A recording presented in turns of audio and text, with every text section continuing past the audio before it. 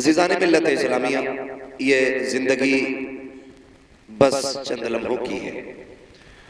याद रखिए, जितनी अल्लाह ने मुक़द्दर की है उतनी ही सांसें आनी है, और जब मौत का वक्त आएगा तो ना आप मौत से एक लम्हे की छुट्टी पा सकते हैं और ना ही मौत से एक मिनट पहले मर सकते हैं। जब इंसान का वक्त पूरा हो जाता है तो फिर उसको ये दुनिया छोड़ के जानी होती है। और ये याद रखिएगा, मौत का फरिश्ता जिस दरवाजे आता है खाली नहीं जाता है। कोई आंसू, कोई दर्द, कोई आह, कोई गम, किसी की चीख, किसी का रोना उसे नहीं रोक सकता। जब वो आता है अपना काम करने के लिए तो अपना काम करके ही जाता है। फर्क है, कुछ लोग ये सोचते हैं कि जिंदगी वो कामयाब जी के गया जिसने 10-5 लाख रुपए बचा के रखे। कुछ लोग ये सोचते हैं कामयाब वो है जिसने बिल्डिंगें बना ली, बच्चों के लिए अच्छे इंतजामात कर दिए। मगर हकीकत यह है, कामयाब वो शख्स है जो अपनी जिंदगी अल्लाह और उसके रसूल की मोहब्बत में गुजार के गया है। ये कंफर्म है। कामयाब वो बंदा है जिसकी जिंदगी अल्लाह और उसके रसूल के लिए गुजर गई। वरना पैसे तो सभी के पास है, लेकिन इज्जतों की मौत अल्लाह सबको नहीं देता। कितने लोग ऐसे कहां मरे, कहां दफन हुए, नहीं पता चला। अब भी जाओ, कितने लोगों की कब्रों के निशान तक मौजूद नहीं। लेकिन कितने ऐसे लोग हैं जो जाते जाते जमाने पे अपनी छाप छोड़ जाते हैं, लोगों के दिलों में अपनी जगह छोड़ जाते हैं। वो कहा था किसी ने कि खामोशियों की मौत गवारा नहीं मुझे, शीशा को टूट कर भी खनक छोड़ जाऊंगा। भाई, ये भी कोई जिंदगी है जो बंदा अपने लिए जिया और मर गया? कौन याद करता है उसे? सारी जिंदगी औलाद के लिए ये कर जाऊं, औलाद के लिए ये कर जाऊं, औलाद के लिए ये कर जाऊं। किसके लिए फिक्र? जो 40वें के बाद पलट के कब्रिस्तान नहीं आएगी, उसके लिए बंदा जिंदगी गुजार देता है। और इमरान भाई की वो जात है जिसने अपनी जिंदगी अक्सर कुरान पढ़ने वालों की मोहब्बत में गुजारी है। भले उनके खानदान वाले, उनके परिवार वाले, उनकी औलाद, मैं ये नहीं कहता औलाद को गम नहीं, सच तो ये है कि जो यतीमी का दाग औलाद के सीने में लगता है वो मरते दम तक नहीं छुपा करता। यतीमी क्या चीज है, ये कोई यतीम ही बता सकता है। हम और आप क्या जाने यतीमी क्या है? उससे पूछो जिसने अपने बाप का उठता जनाजा देखा हो। सिर्फ जनाजा नहीं उठता, यतीम की खुशियां जनाजे के साथ चली जाती है। हाँ भाई, सब कुछ अल्लाह करते भी दे, बाप ना हो फिर भी जीने में मजा नहीं आता है। ये बहुत बड़ा दाग है यतीमी का।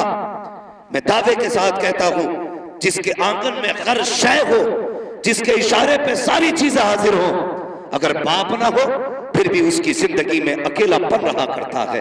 बंदा अगर छप्पर में रहता हो, चटनी से खाता हो, कुछ भी ना हो, सीने से लगाने वाला बाप हो, खुदा की कसम वो तन्हाइयों में भी महफिलों के मजे लिया करता है। ये एक बाप की शफकत है और बाप का साया है। मैं ये नहीं कह सकता इमरान भाई के बच्चों का दर्द क्या है।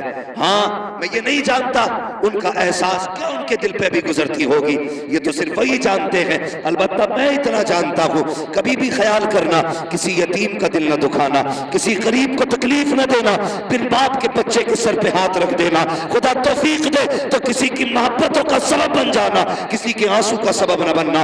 हमने यहाँ तक देखा है, और यार कितने भी दौलत वाले क्यों ना हो, अगर बाप का जनाजा उठा है, बेटियों को पीछे दौड़ते देखा है, यहाँ तक कहती है हमारे बाप को कहां लेके जा रहे हो, हमें भी साथ लेके चलो। पता ये चला बेटियों को सुकून दौलत से नहीं आता है, बाप की शफकत से बेटियों को सुकून मिला करता है। ये एक बाप होता है। मैं ये नहीं कहता कि बेटों पे क्या गुजरी है कि नहीं गुजरी है, लेकिन याद रखिएगा वक्त एक ऐसा मरहम है जो गुजरते गुजरते हर जख्म का इलाज कर जाता है। हाँ, हम अपने बुजुर्गों को देखें जो हमसे पहले चले गए, वो क्या लेके आए थे? जमीन लाए थे वो मां के पेट से?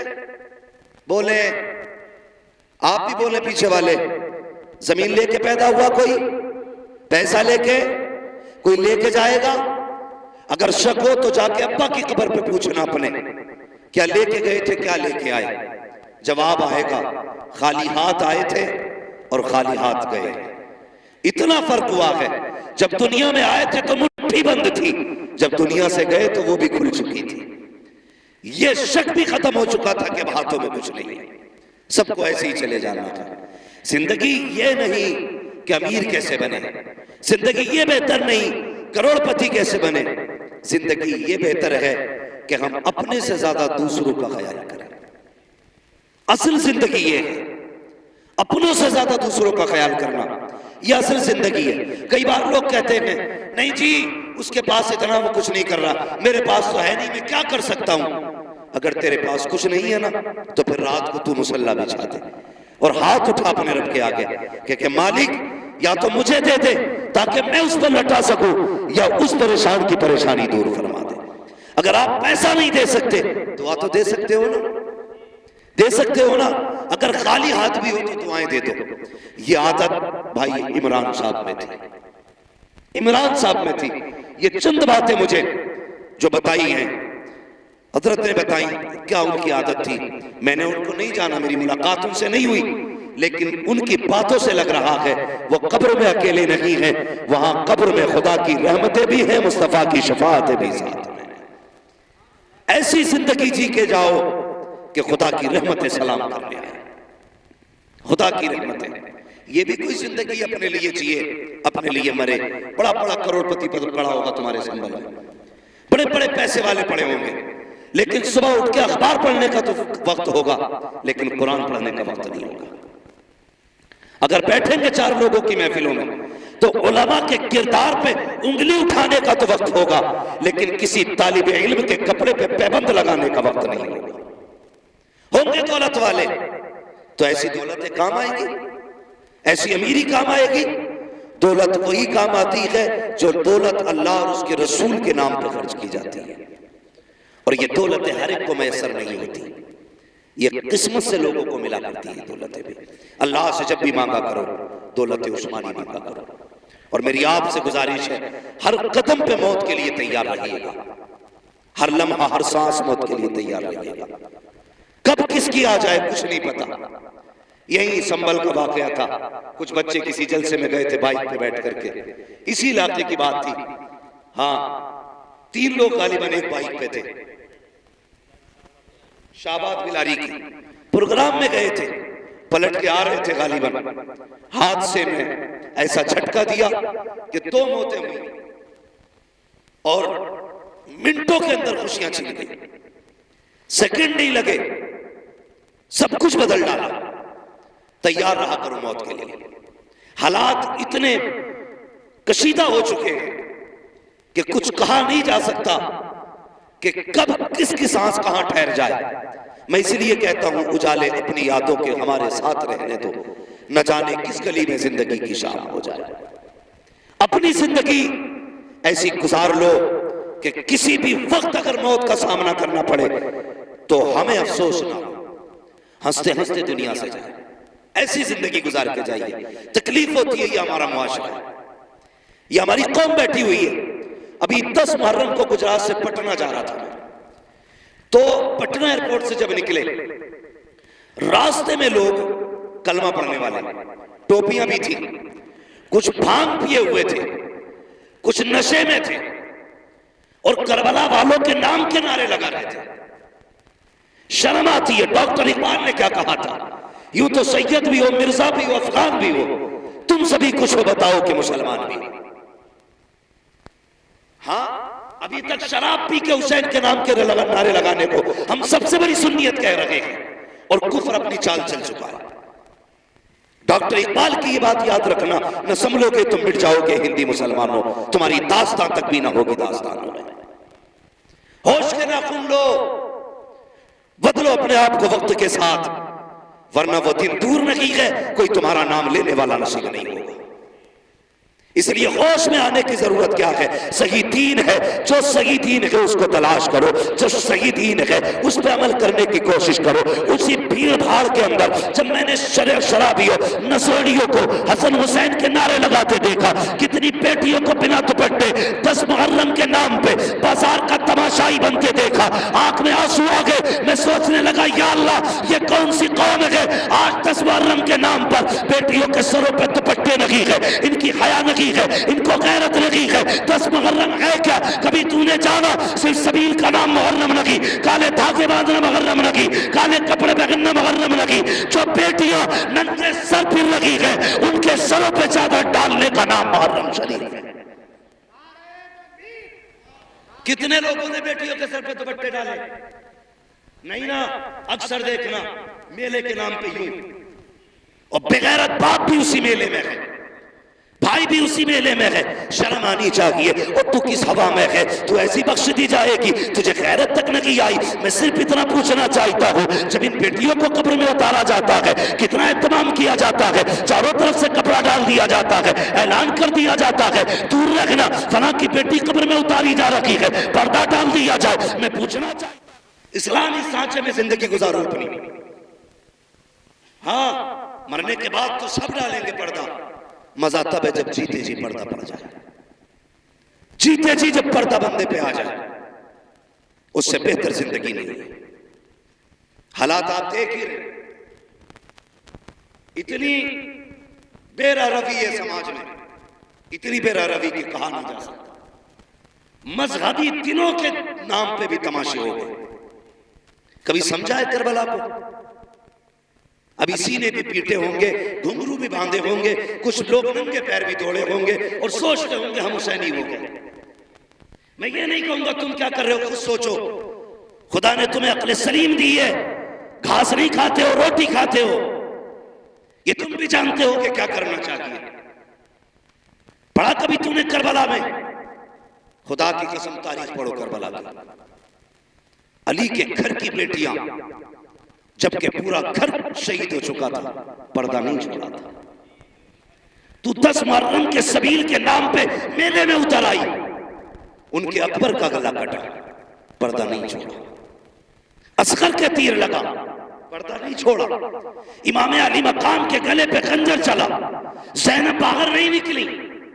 आज बता 10 मुहर्रम के नाम पे कौन सा तमाशा नहीं हुआ है?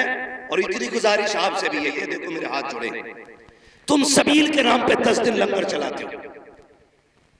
कहता जी 10 दिन से लंगर चल रहा है, और जब तहकीक करो पता चला दुनिया खा के जा रही है, सगे बाप के लिए इसने एक लुकमा नहीं दिया लंगर में से। ये हुसैनियत है हमारी। 10 दिन कुत्ते चमार चूहे सब खा के जाए, और सगे बाप के लिए एक गिलास तो शरबत नहीं दे सकता। ऐसे सबील को हुसैन कबूल करेंगे?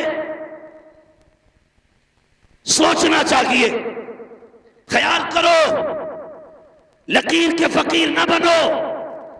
मत खिला 100 लोगों को लंगर, टाइम से बाप को 2 वक्त की रोटी खिला दे। मत दे 36 लोगों के अंदर शरबत बांटने को, पहली आवाज पे मां को पानी पिला दिया कर, पहली आवाज पे बाप को पानी पिला दिया कर। खुदा की कसम, माँ बाप होते हैं, इनके रिश्ते दुनिया से जाने के बाद भी नहीं टूटा करता। तो हमने क्या किया? मैं एक जगह गया, उसने बुलाया हुजूर आइए, मैं चला गया भाई। उसने कहा हजरत देखिए ये मेरा तकरीबन 1-1.5 लाख का खर्च है 10 दिन में। अल्हम्दुलिल्लाह डेग नहीं खत्म होती, एक बनती एक लगती है। वो उठ के गया, पड़ोसी ने आके कहा इससे ये तो पूछ लो हजरत, इसके घर पे सगी बहनें कब से नहीं आई है। थोड़ी देर के बाद फिर घूम के आया, हजरत बताइए कैसा लगा मेरा काम। मैंने उससे ये कहा कि भाई बहनें और भाई नजर नहीं आ रहे। उसने कहा जी वो नाराज है। मैंने कहा मना लिया होता। उसका जवाब क्या था जानते हो? उसने कहा छोड़ो, जितने किसी के हाथ पकड़ो उतने नखरे ऊंचे होते। ये जुमले हमारे। मैंने कहा बताना बात क्या हुई? उसने कहा बहन से इसलिए, बहन को इसलिए नहीं बुलाया कि बहनों ही से मेरी नहीं बनती। यार बहनोई में तेरा ग्रुप नहीं है ब्लड का, लेकिन बहन की रगों में वही ग्रुप है जो तेरा ग्रुप है। तेरा और बहन का डीएनए एक है। तू सगी बहन को छोड़ के दुनिया को लंगर खिला रहा है। तुझे क्या लगता है हुसैन की बहन राजी होगी? खुदा की कसम तारीख पर करबला की,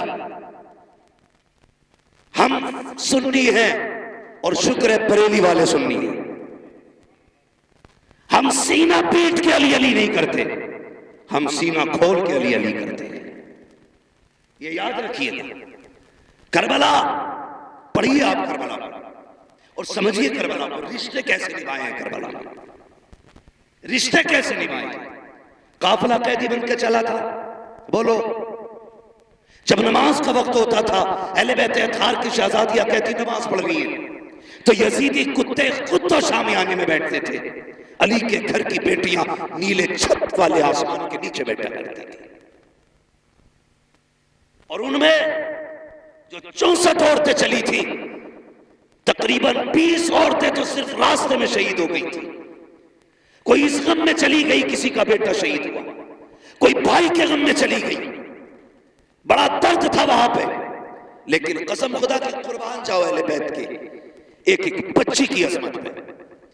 जब असर के वक्त में एक जगह काफिला रुका, बहुत गौर से सुनना, मैं बता रहा हूं रिश्ते कैसे निभाए गए।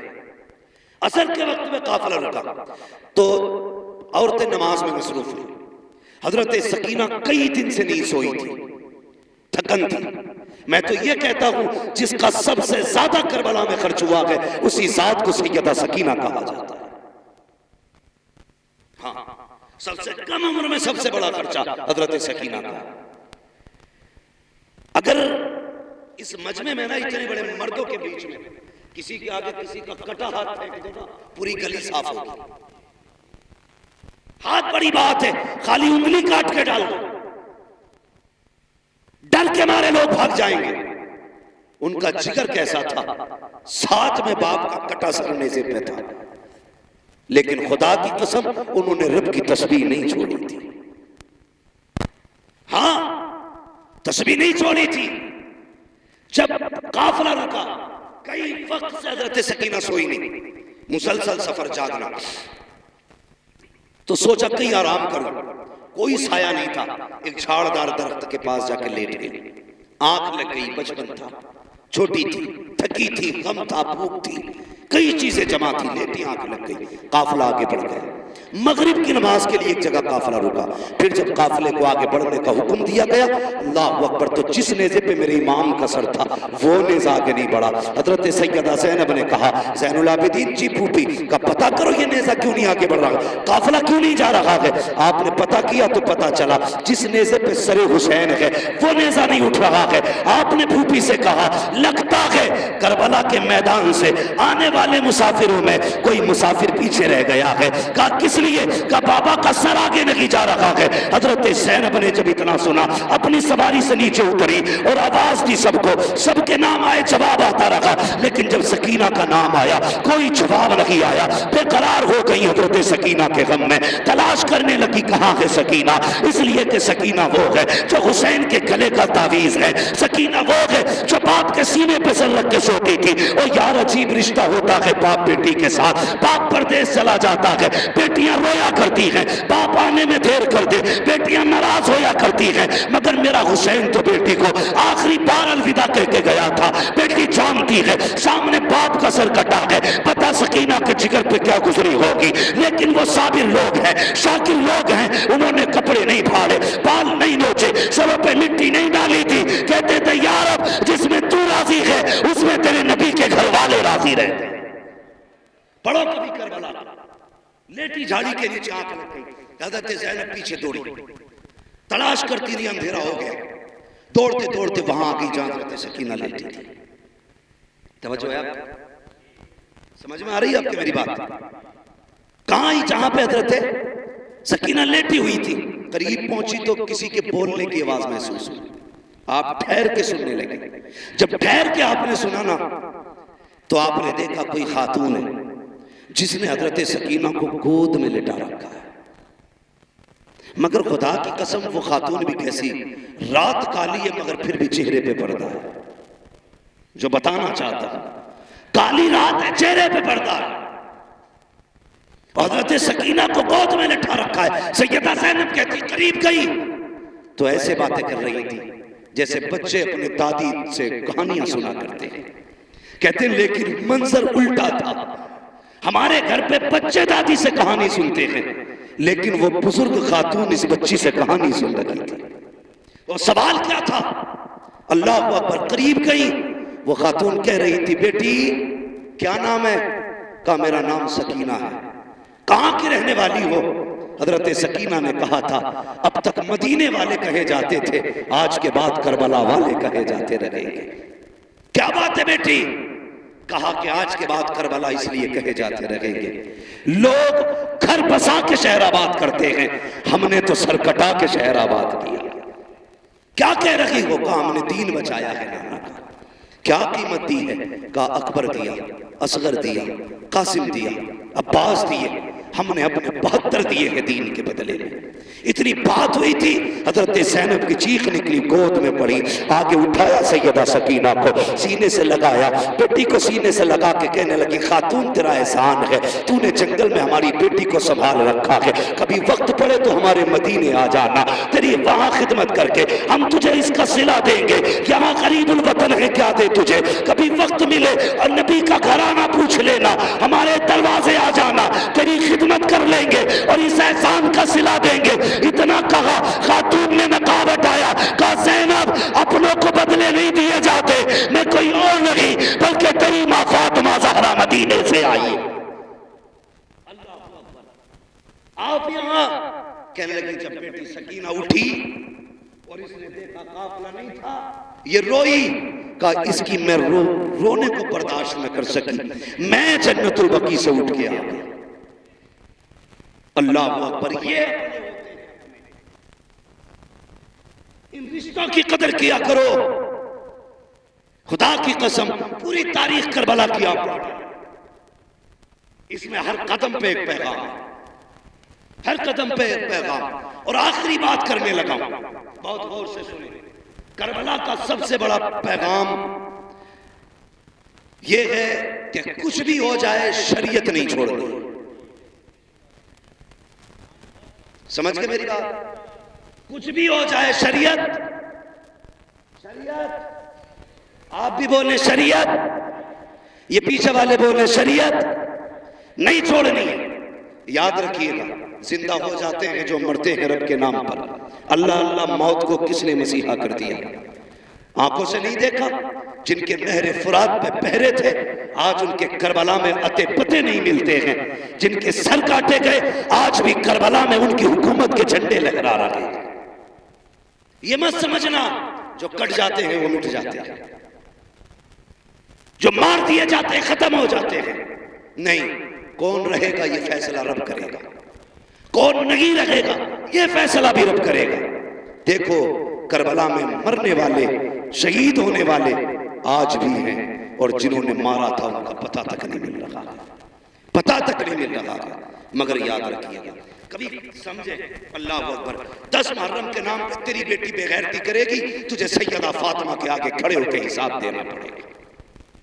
मैं नहीं कहता तुम्हारी बेटी का हिसाब मौलाना रावत नहीं देंगे, मौलाना अशफाक नहीं देंगे, ये उलमा तुम्हारी बेटियों का हिसाब नहीं देंगे, तुम दोगे। तुम सैयदा फातिमा कलाई पकड़ के पूछेंगी, बता मेरे बाबा की शरीयत इतनी मुश्किल थी कि तुझसे चंद ग्राम का दुपट्टा सर पे न रखा गया? क्या जवाब दोगे? सोचो तो सही। कोई जवाब नहीं है तुम्हारे पास, और किसी के पास नहीं होगा, किसी के पास नहीं होगा। जिंदगी ऐसी गुजार के जा, अगर सैयदा आए, अगर कुछ पेश ना भी कर सके तो कम से कम उनके आगे शर्मिंदा ना होना पड़े, शर्मिंदा ना होना पड़े। एक रिवायत मिलती है किताब में, अहले बैत अताहार की चादरें खींची गई, छीनी गई, है किताब में, लेकिन मेरा इश्क कबूल नहीं। मैं अपनी बात करता, मेरा इश्क कबूल नहीं करता। क्यों? इसलिए कि हजरत राबिया बसरिया बेटी नहीं है हुजूर की, हुजूर की बेटी की कनीज है, गुलाम है उनके दर की। सो रही रात में चोर आ गया, उसने चादर खींचने के लिए हाथ बढ़ाया। आज तो पैसे की चोरी होती है, उस वक्त कफन तक लोग चुराते थे। हाँ?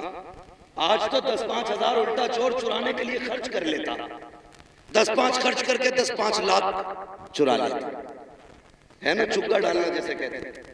तो ये सिस्टम आज होता है, लेकिन पहले कपड़ा ही मिल गया बड़ी बात। राबिया बसरिया सो रही, चोराया, हाथ बढ़ाया, आंखों के आगे अंधेरा, डर के छोड़ दिया, फिर हाथ बढ़ाया, फिर छोड़ दिया, 3 बार किया, चौथी बार हाथ बढ़ाना चाहता था, आवाज आई, नादान देख नहीं रहा, राबिया बसरिया सो रही है मगर इसका खुदा जाग रहा है, खुदा जाग रहा है, कोई चादर नहीं छीन सकता।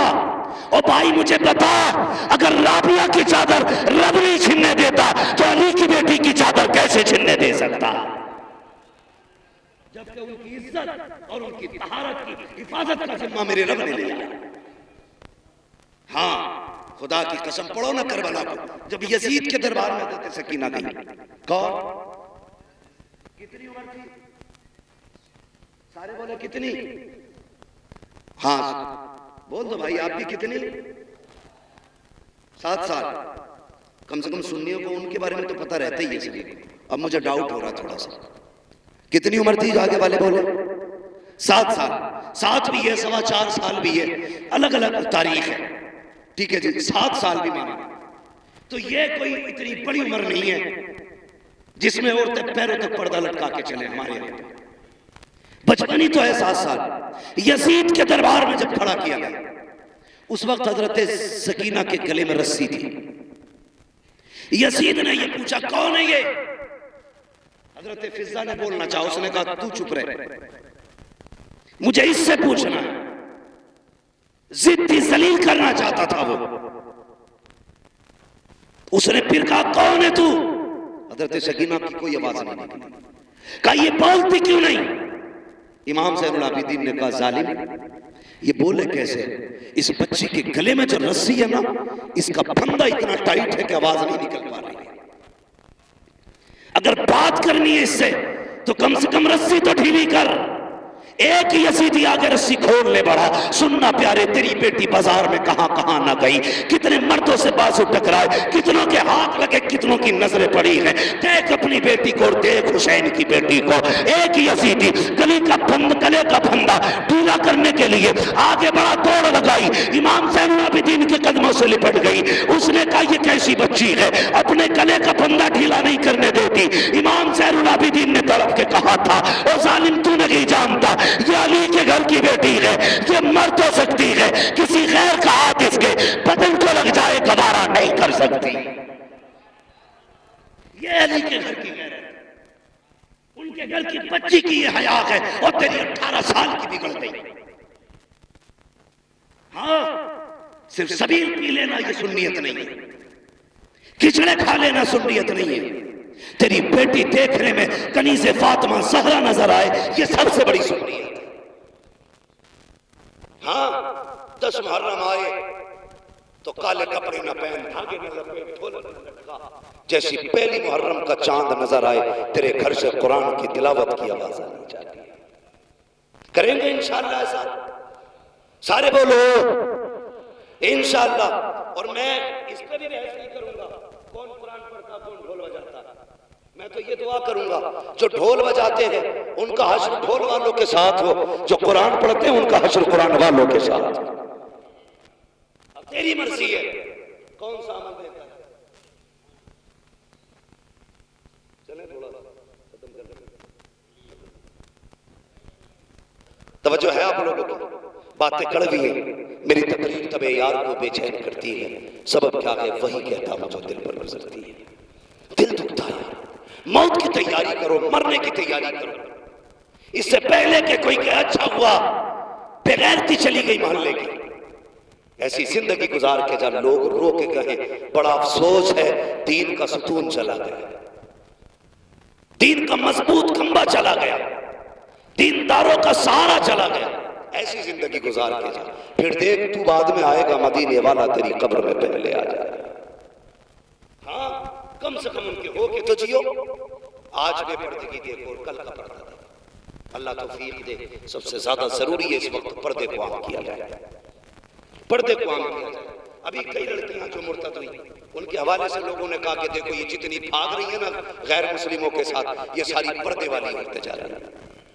मैंने कहा तूने गलत सोचा और समझा भी गलत है। ये जितनी भाग रही है ना, ये पर्दे वाली नहीं, ये सारी बेपर्दा है।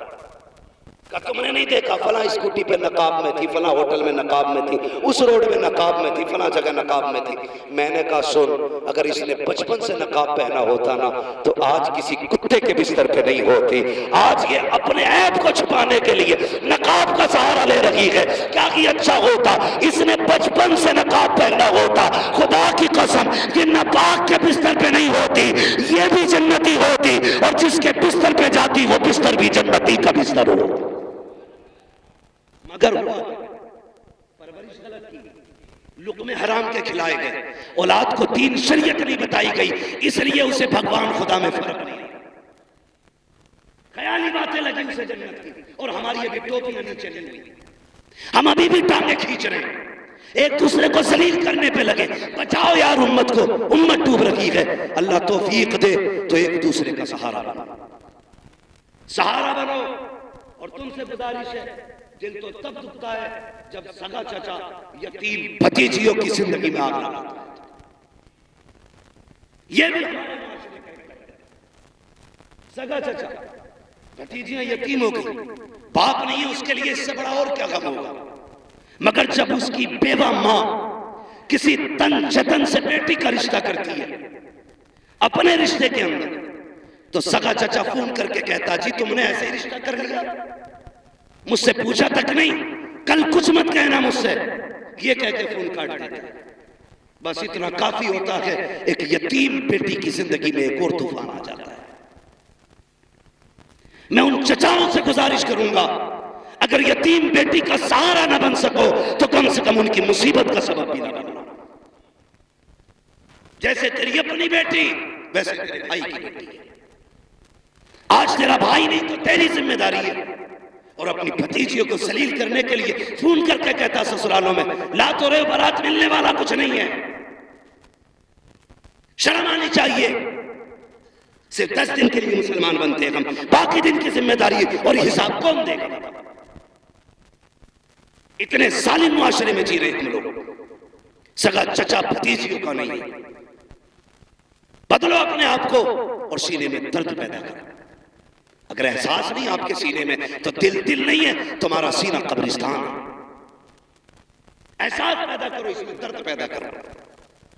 फरमाया गया अगर तेरा दिल पत्थर है तो 2 काम किया कर, नंबर 1 कुरान पढ़ा कर, नंबर 2 यतीमों पर शफकत किया कर। तेरा दिल नरम हो जाए। लेकिन दिल पत्थर हो गए, कोई मसला नहीं है, कोई मतलब नहीं। खुदा की कसम पर्दा समझना तो तुझे बताऊं पर्दा, जरा कह दे या रसूल अल्लाह। मैं सारी बात अली के घर से कर रहा हूं, हजरत अली के घर से। अल्लाह का शुक्र हम बरेली वाले, हम हजरत अली को भी मानते हैं, हजरत उस्मान गनी को भी मानते हैं, हजरत उमर को भी मानते हैं, हजरत अबू बकर सिद्दीक को भी मानते हैं। हम सबको मानते हैं इसलिए कि हम बरेली वाले। और आला हजरत ने तो हमें एक सबक दे दिया, अहले सुन्नत का है बेड़ा पार, अस्हाबे नुजूम नज्म है और नाव है इतरत रसूलुल्लाह की। हाँ भाई, अपने आप को बदलें और कोशिश ये करें कि एक दूसरे का दर्द बांटेंगे, किसी की बेटी के कपड़े नहीं नोचेंगे, किसी को जलील नहीं करेंगे। अगर मदद ना भी कर सकते तो किसी से खुशियां नहीं छीने। किसी को यतीम देखा करो, शुक्र अदा किया करो और अपनी बच्ची समझ के उसके सर पे हाथ रखा करो। ये सोचा करो इसकी जगह पर मेरी बेटी भी तो हो सकती थी, भाई की जगह पर मैं भी तो कब्र में हो सकता था। कभी भी यतीम भतीजियों को अपनी बेटियों से अलग न समझना, क्योंकि हमारे दीन ने हमें क्या कहा, फरमाया अगर बाप नहीं है और तू चाहता बाप की खिदमत का अल्लाह तुझे सवाब दे, फरमाया फिर चचा की खिदमत किया कर। रब ने बाप के कायम मकाम चचा को रखा है, तो फिर चचा की जिम्मेदारी नहीं है भतीजियों का ख्याल रखे? बोलो है कि नहीं? जिम्मेदारी है ना फिर चचा की कि भतीजियों का वो ख्याल रखे, पर्दा दे के। अल्लाह ये करबला शरीफ का सफर मुकम्मल जब हुआ था तो इसकी जब वो नापी गई ना लंबाई, तो मुअर्रिखीन ने तहकीक की तो 5600 मील मसाफत बनी है इसकी, 5600 मील। इतना लंबा सफर सैयदा ज़ैनब ने किया, अली की बेटी ने। और यार खाली चल के नहीं आई है, दुखड़े रो के नहीं आई है, सफर करती आई है, कुरान पढ़ती आई है। जब ये सफर मुकम्मल हुआ था, सैयदा ज़ैनब के 72 कुरान मुकम्मल हो चुके थे। ये है कुरान वाले लोग, ये है कुरान वाले लोग। हमें तो घुंघरू बांधने से कब खोलोगे कुरान को? भाई एक बात और कह दूं, बुरा ना मानना, बड़ी बात है, छोटा मुंह, ये बात कह रहा हूं। अली के और भी बेटे थे, लेकिन नेज़े पे कुरान सिर्फ हुसैन ने पढ़ा। और भी बेटे थे, अली के सारे बेटे शान वाले, हाँ हजरत अली के सारे बेटे शान वाले, लेकिन नेज़े पे कुरान हुसैन ने पढ़ा। दुनिया कहती है हुसैन का कमाल है, मैं कहता हूं ये सैयदा फातिमा ज़हरा का कमाल है। इसलिए कि उन्होंने बच्चों की परवरिश ही ऐसी की थी कि झुलाती थी तब कुरान सुनाती थी, दूध पिलाती थी तब कुरान सुनाती थी, एक एक लम्हा कुरान सुना के गुजारा। जब उन्होंने बचपन में माँ की गोद से कुरान सुना था, तभी तो नेज़े पे चढ़ के कुरान पढ़ के सुनाया था। आज माए ड्रामे देख के बच्चे पाल रही है, तो बच्चे क्या डांस करेंगे मुहर्रम के नाम पे, तमाशे करेंगे सुन्नियत के नाम पे। वो बच्चे बेगैरत हैं जो अपने दीन को नहीं समझते, उसका मजाक बनाते। वो माए कामयाब माए नहीं है जो अपने बच्चों को दीन और शरीयत की तालीम न दे सके। इसलिए मेरी गुजारिश है, अपने बच्चों को दीन सिखाएं। हजरत सैयदा ज़ैनब ने पूरा सफर किया, लेकिन बेपर्दा नहीं, पर्दे के साथ किया था, पर्दे के साथ किया था। आखिरी वक्त जब विसाल का आया, हजरत अब्दुल्लाह इब्न जाफर तैयार ने कहा था, ज़ैनब मैं जानता हूं नाना की शरीयत यह है कि औरत बीमार हो जाए तो तबीब को हाथ दिखा सकती है। हजरत सैयदा ज़ैनब ने क्या कहा था? कहा यह शरीयत है मुस्तफ़ा की, मुझे तस्लीम है, लेकिन एक सबक मैंने करबला में अपने भाई से भी सीखा था। कहा क्या? कहा था कि उनके गले पे खंजर चल रहा था, मैं पर्दे से देख रही थी, मेरा जी चाहता था कि आखिरी वक्त भाई का अक्सर मेरी गोद में हो, लेकिन हुसैन ने कहा था अगर मेरी लाश की बोटी बोटी भी हो जाए, ज़ैनब पर्दा नहीं छोड़ना। का एक शरीयत वो है जो तुम मुझे नाना की बता रहे हो, एक वो है जो हुसैन ने बताई है। कहा हम अली के घर वाले हैं, हम मर सकते हैं, लेकिन डॉक्टर को भी हाथ दिखाने नहीं जाए। अब पता तेरी मेरी बेटी का क्या मामला होना चाहिए, इसलिए पर्दे को लाज़िम करेंगे इंशाअल्लाह। अल्लाह ताला हमारे इनकी नस्ल को करबला वालों का सदका अता फरमाए, इमाम ज़ैनुल आबिदीन की खैरात अता फरमाए, मुस्तफ़ा जान रहमत की औलाद का सदका अता करे। याद रखिएगा, काम इतने अच्छे इमरान भाई कर गए हैं, कोई हाथ ना भी उठाए, उनकी कब्र में जन्नत की खिड़कियां खुली रहेंगी।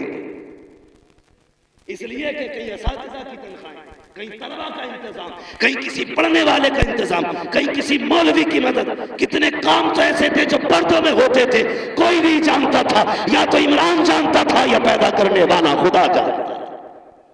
कितने ऐसे काम कर गए हैं कि जब तक उन कामों का असर रहेगा, उनकी कब्र में जन्नत की ठंडी हवाएं आती रहेंगी। इतने उलमा का आ जाना यकीनन यह हमें बताता है वो शख्स जन्नती है, वो शख्स जन्नती है। वरना इतने सारे उलमा और ऐसे ऐसे उलमा, खुदा की कसम, जिनसे मुलाकात करने के लिए लोगों की जूतियां खिस जाती हैं, आज वो इस महफिल की जीनत खुद बने हैं। ये बता रहा है कि मोहम्मद से वफा तूने तो हम तेरे हैं, ये जहाँ चीज़ है क्या लोहो कलम तेरे हैं, वह अम्मा बिनिअमति रब्बिका फहद्दिस। वो लोग अपने रब की नेमतों का खूब खूब चर्चा करो, तज़किरा करो। ये ज़िंदगी अल्लाह की नेमत है, इसको सही से गुजारो, मौत के लिए तैयार रहिएगा। बच्चों हुए अगलात उनको माफ़ फरमाए रब्बे कायनात। ज़िंदगी ने दिया साथ, फिर होगी मुलाकात। सारे लोग कलमा शरीफ पढ़ लीजिए, ला इलाहा इल्लल्लाह मुहम्मद रसूलुल्लाह व मा अलैना इल्लल बलाग। अस्सलामु अलैकुम व रहमतुल्लाहि व बरकातुहू।